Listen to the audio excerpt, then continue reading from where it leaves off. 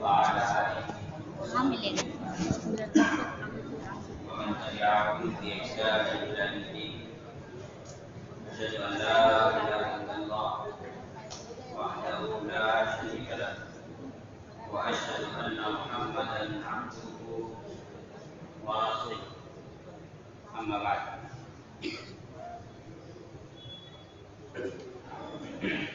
أفمن يعلم أنما أنزل إليك من ربك الحق كمن هو أعمى إنما يتذكر أولو الألباب الذين يوفون بعهد الله لا ينقضون الميثاق والذين يصلون ما أمر الله به أن يوصل ويخشون ربهم ويخافون سوء الحساب والذين صبروا ابتغاء وجه ربهم وأقاموا الصلاة وأنفقوا مما رزقناهم سرا وعلانية ويدرؤون بالحسنة السيئة أولئك لهم عقبى الدار جنات عدن يدخلونها ومن صلح من آبائهم وأزواجهم وذريتهم والملائكة يدخلون عليهم من كل باب سلام عليكم بما صبرتم فنعم عقبى الدار.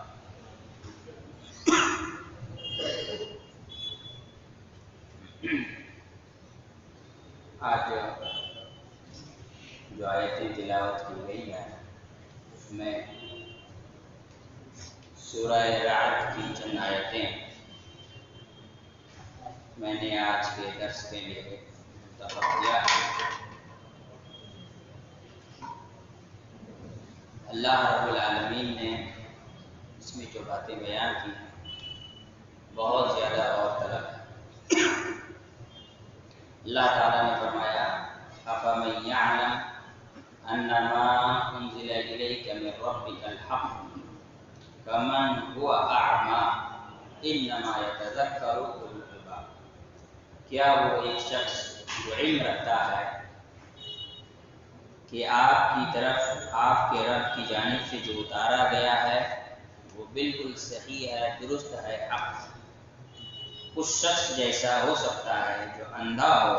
نصیحت تو وہی قبول کرتے ہیں جو عقل مند ہے. ایک انسان اس دنیا میں ایسا ہے جس کا کامل یقین، کامل ایمان ہے کہ اللہ رب العالمین نے قرآن مجید میں جو باتیں نازل کی ہیں وہ سب صحیح ہیں، وہ حق ہے. اس سے زیادہ صحیح اور اس سے بہتر باتیں دوسری نہیں ہو سکتی. اور ایک انسان جس کی زندگی میں ایمان، یقین یہ سب کمزور ہے، وہ اللہ کی باتوں پر ایمان لانے کا دعویٰ بھی کرتا ہے لیکن اس کا یقین پختہ نہیں، یا وہ انسان اللہ نے جو نازل کیا ہے اس کو حق مانتا ہی نہیں. کیا وہ دونوں انسان ایک برابر ہو سکتے ہیں؟ ایسا نہیں ہو سکتا. یہاں اللہ رب العالمین نے جو نقطہ بیان کیا ہے، جو پوائنٹ سمجھایا ہے وہ یہ ہے کہ جس انسان کو اللہ کی شریعت پر جتنا زیادہ کامل ایمان اور یقین ہوگا وہ انسان اس انسان کے مقابلے میں اتنا ہی اعلیٰ و عمدہ ہوگا جس انسان کا اللہ کے نازل کیے ہوئے شریعت پر ایمان اور دین کمزور ہوگا. انسان کے اچھے اور برے ہونے کی پہلی اور بنیادی شرط جو بتائی گئی وہ ہے اللہ کے نازل شدہ شریعت پر ایمان اور یقین، نہ کہ انسان کے اپنے ذاتی تجربات. تجربہ اس کے ذریعے انسان بہت کچھ سیکھتا ہے لیکن ضروری نہیں کہ تجربے سے انسان سب کچھ صحیح سیکھے. تجربہ یہ بتلاتا ہے کہ آج کی تاریخ میں کسی انسان کے ساتھ بھلائی نہیں کرنا چاہیے. یہی تجربہ سکھاتا ہے کہ نہیں سکھاتا؟ تجربہ یہی سکھاتا ہے کہ آج کی تاریخ میں کسی انسان کے ساتھ بھلائی نہیں کرنا چاہیے. شریعت یہ سکھاتی سکھاتی ہے، جیسے کہ ابھی آیتیں پڑھی گئی اس کے آخر میں، کہ برائی کا بدلہ بھلائی سے دینا چاہیے، یہ شریعت سکھاتی ہے۔ تو جس انسان کا اپنے تجربے پر بھروسہ ہے، شریعت پر نہیں، وہ انسان نیچے کی طرف جا رہا ہے۔ جس انسان کا شریعت پر اعتماد ہے، تجربے پر نہیں، وہ انسان اونچائی کی طرف جا رہا ہے۔ اسی لیے اللہ تعالیٰ نے فرمایا کہ جس انسان کا اس بات پر یقین ہے کہ آپ کے رب نے آپ پر جو کچھ نازل کیا وہ حق ہے، وہ صحیح ہے، وہ درست ہے، میرے ذاتی تجربات، میری آنکھیں، میرا کان، میرا دل، میرا دماغ، میرا سماج اور معاشرہ غلط ہو سکتا ہے، میرے رب کی اتاری ہوئی کوئی بھی بات نقطہ برابر بھی غلط نہیں ہو سکتا۔ اس انسان کے مقابلے میں وہ انسان جو اعمیٰ ہے، اندھا ہے دل سے، بہرا ہے کانوں سے، جو انسان عقل سے پیدل ہے، جس کو اس بات پر ایمان اور یقین نہیں کہ اللہ نے جو اتارا وہ حق ہے، دونوں برابر نہیں ہو سکتے۔ پھر اللہ رب العالمین نے فرمایا انما یتذکر اولو الالباب، دل والے، عقل والے ہی نصیحت حاصل کرتے ہیں۔ اب قرآن مجید میں عقل مندوں کی مثال، عقل مندوں کا ڈیفینیشن دیا گیا، ان کے صفات بیان کیے گئے کہ عقل مند کون ہے۔ ہمارے یہاں پہ جتنا بڑا چیٹر ہے وہ اتنا بڑا عقل مند ہے، جو جتنا بڑا چیٹنگ باز ہے، چیٹنگ میں جس کو ماسٹری حاصل ہے وہ عقل مند ہے۔ اس کے بعد اگر اس کا بہت دماغ ہے، اس کا دماغ منفی ہے، مثبت ہے، غلط راستے پر ہے۔ چیٹنگ باز ہونا عقل مند ہونے کی دلیل نہیں ہوتا، بیوقوف ہونے کی دلیل ہے، کیونکہ وہ دنیا بنانے کے چکر میں آخرت برباد کر رہا ہے، تو بیوقوف انسان ہے، عقل مند تھوڑی ہے۔ اللہ رب العالمین نے عقل مندوں کی صفتوں کو بیان کرتے ہوئے کہا الذین یوفون بعہد اللہ، جو لوگ اللہ سے کیا ہوا وعدہ پورا کرتے ہیں، یہ عقل مند کی پہلی نشانی ہے، جو لوگ اللہ سے کیا ہوا وعدہ پورا کرتے ہیں۔ اللہ سے کیا وعدہ ہوا ہے؟ اللہ سے وعدہ یہ ہوا کہ زندگی بھر تیری عبادت کریں گے، تیرے سوا کسی اور کی عبادت نہیں کریں گے۔ تو عقل مند کی پہلی نشانی یہ ہے کہ وہ اللہ کی عبادت میں لگا ہو، اللہ کی عبادت سے جڑا ہو، اللہ کے ساتھ کسی کو شریک نہ کرتا ہو۔ اس سے تو سب سے پہلے یہ بات سمجھ میں آ گئی، کوئی بھی مشرک اللہ کے نظر میں عقل مند نہیں ہے۔ کوئی بھی انسان جو شرک کرتا ہے وہ اللہ کی نظر میں عقل والا نہیں ہے، وہ کائنات کا سب سے بڑا گدھا ہے، کائنات کا سب سے بڑا بیوقوف ہے۔ سب سے بڑا گدھے بھی اس سے زیادہ عقل مند ہے، کیونکہ گدھے شرک نہیں کرتے۔ الو بھی اس سے زیادہ عقل مند ہے، کیونکہ الو شرک نہیں کرتا۔ ہاں، دنیا اللہ نے نہیں کہا اولئک کالانعام بل هم اضل، یہ جانور سے بھی بدتر ہے۔ تو جو شرک کرے اس کے بارے میں اللہ نے کیا کہا اولئک هم شر البریہ، کائنات کے سب سے بدترین مخلوق ہیں۔ انسان ہونا شر المخلوقات ہونے کی دلیل نہیں ہے، یہ غلط فہمی ہے۔ کس نے کہہ دیا انسان ہونا شر المخلوقات ہونے کی دلیل ہے؟ قرآن میں نہیں لکھا ہے انسان شر المخلوقات ہے۔ اللہ نے کہا جو ایمان لائے عمل صالح ہے اولئک هم خیر البریہ واشرف المخلوقات، وہ کائنات کا سب سے بہترین مخلوق ہے۔ اور جس نے شرک کیا، جس نے اللہ کی نافرمانی کی، اولئک هم شر البریہ، وہ کائنات کا سب سے بدترین مخلوق ہے۔ ایمان عمل صالح ہے، یہ اشرف المخلوقات ہونے کی دلیل ہے، انسان اور اشرف المخلوقات ہونے کی دلیل نہیں ہے۔ یہ بیوقوفی ہے، کس نے پھیلایا پتہ نہیں، بس پھیلا ہوا سامان ہے۔ تو بات چلی تھی کہ عقل مند ہونے کی سب سے پہلی دلیل کیا ہے؟ توحید پر ہونا۔ دوسری چیز ولا ينقضون المیثاق، وعدے پر قائم رہنا، ایفاء عہد، وعدے پر قائم رہنا۔ جس انسان کے زبان کی کوئی حیثیت نہیں ہے وہ انسان اللہ کی نظر میں عقل مند نہیں ہے۔ اللہ کے رسول صلی اللہ علیہ وسلم جب نبوت کا اعلان کیے تو ایسی صورت میں رسول اللہ صلی اللہ علیہ وسلم کی شخصیت کو لوگوں پر اثر ڈالنے کے لیے جن چیزوں کو ثابت کرنے کے لیے جن چیزوں کی ضرورت تھی وہ اللہ نے پہلے سے دے رکھا تھا۔ اس میں سب سے بڑی چیز جو تھی وہ تھی وعدہ کا پختہ ہونا، وعدہ کا پختہ پکا ہونا. ہمارے یہاں وعدہ کا پختہ ہونا بہت ڈینجر چیز ہو گیا ہے. یہ سمجھیے وہ بہت مشکل کام ہو گیا ہے. بڑے آدمی تو وعدہ کر کے سیکنڈوں میں بھول جاتے ہیں. ارے میں بھول گیا تھا. پھر دلیل ہوتی ہے انسان سے غلطی ہوتی ہے. وہی تو اس سے کسی کمزور یا کسی معمولی انسان نے اگر وعدہ کر کے بھول گیا ہو تو 2-4 گھنٹہ اس کو لیکچر دینے میں ٹائم نہیں لگے گا. لوگ وعدہ کر کے سالوں سال بھول جاتے ہیں. تو یہ بات یاد رکھیں، وعدے کا پکا ہونا. چاہے وہ وعدہ کسی سے بھی کرے، چاہے وعدہ اللہ کے رسول صلی اللہ علیہ وسلم نے کہا کہ قیامت کے دن 3 قسم کے لوگ ہیں جو شدید غضب کے مستحق ہوں گے. اس میں سے ایک جملہ کیا تھا؟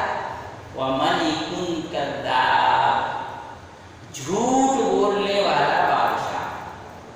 بادشاہ کے جھوٹ کا کیا لینا دینا ہے؟ یہاں سے کام کیا رکھیے گا، یہاں سے نقطہ نکلتا ہے. جو انسان جتنا طاقتور ہے اس کے لیے جھوٹ اتنا بڑا گناہ ہے. جو جتنا کمزور ہے اس کے لیے گناہ سے خالی نہیں ہے، وہ بھی گناہ ہے، لیکن وہ بڑے کے مقابلے میں کم ہے. کیوں؟ جو انسان بڑا ہوتا ہے اس انسان کے جھوٹ کا اثر زیادہ ہوتا ہے. جب بادشاہ ہے اس کو کوئی پوچھنے والا نہیں تو کیوں جھوٹ بولے بھائی؟ پھر وہ جھوٹ بولتا ہے. تو جو آدمی پاور کے اعتبار سے جتنا اونچا ہو اس کے جھوٹ کی سزا اور عذاب اتنا زیادہ سخت ہے. اس کو کوئی معمولی نہ سمجھے. بعض علماء اور محدثین نے یہاں تک لکھا کہ انسان کا جھوٹ بولنا چوری کرنے سے بھی بڑا گناہ ہے.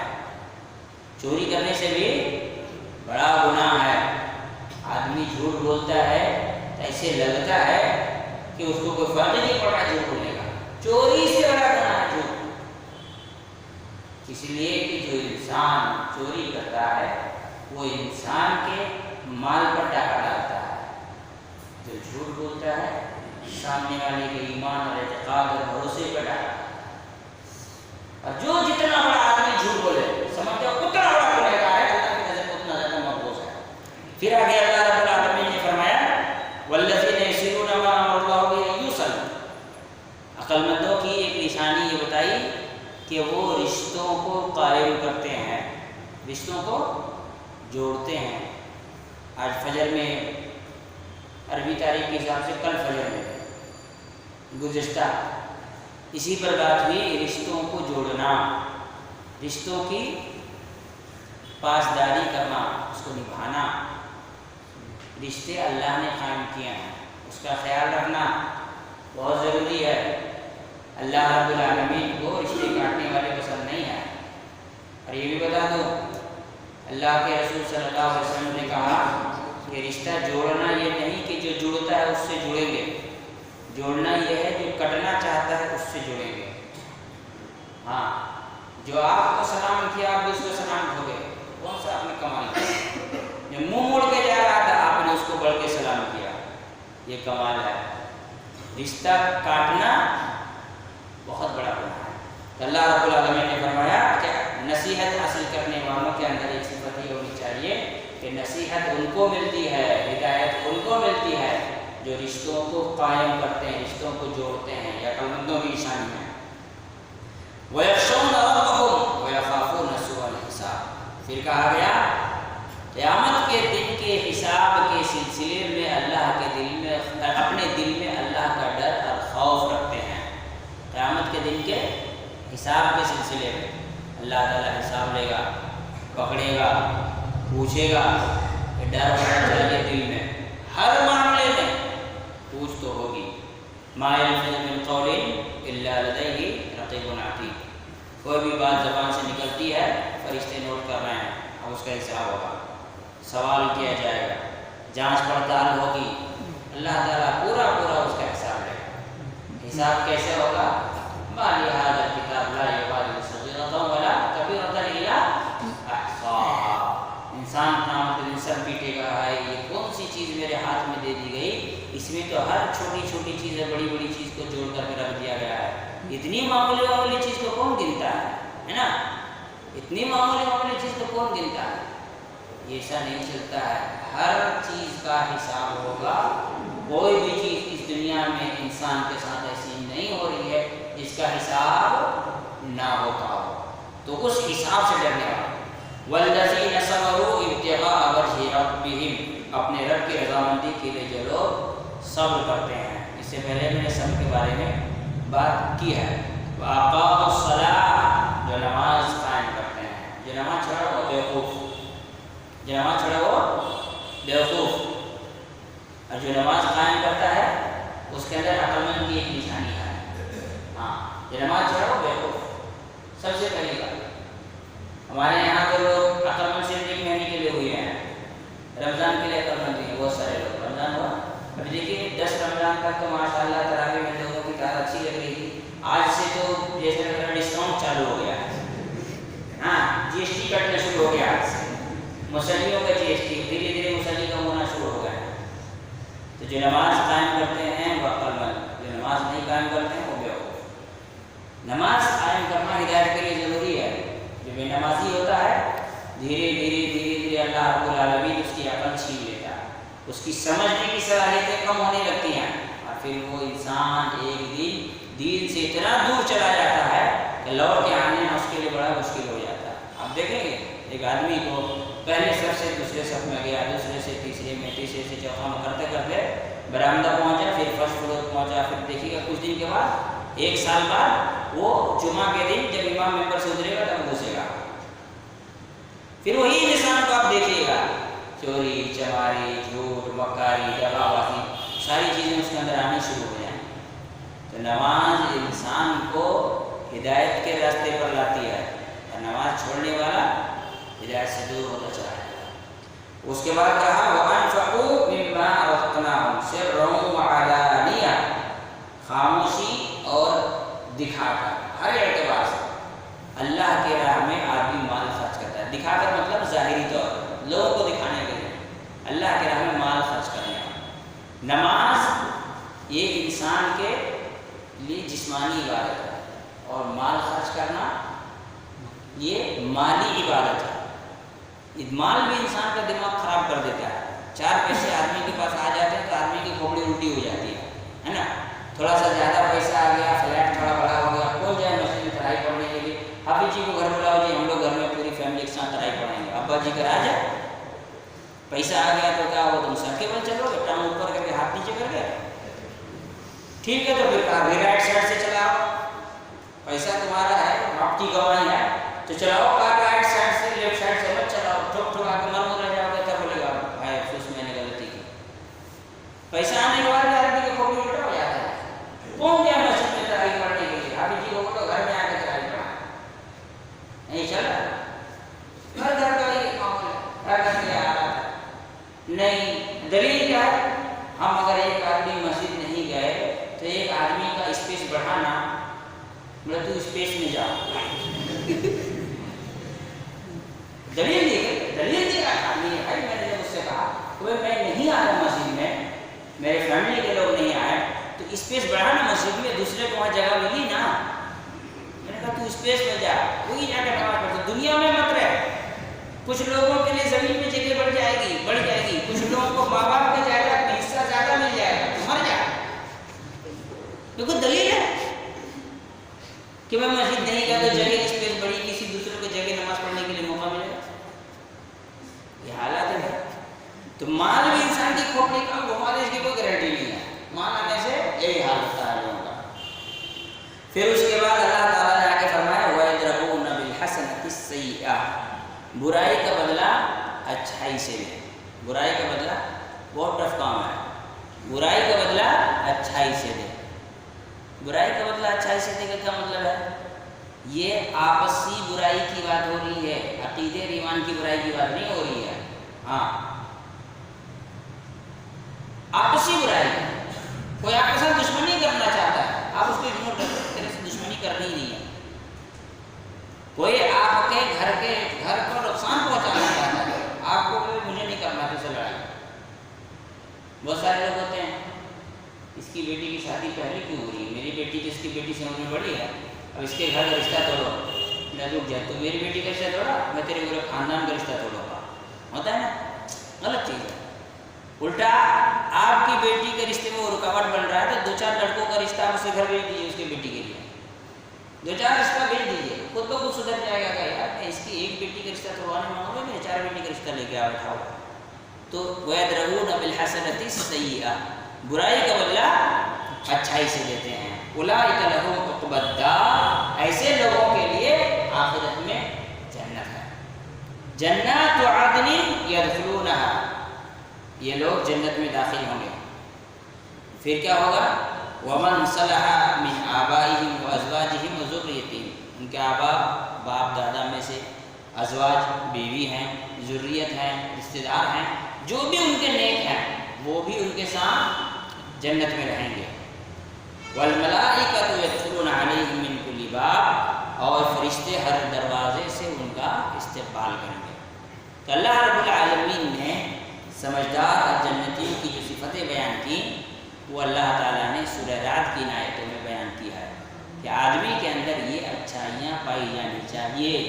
سب سے پہلی اچھائی ہے توحید، پھر زبان کا انسان کا پکا ہونا، پھر انسان کا رشتوں کو جوڑ کر کے رکھنا، پھر انسان کا نماز قائم کرنا، پھر انسان کا زکوٰۃ ادا کرنا۔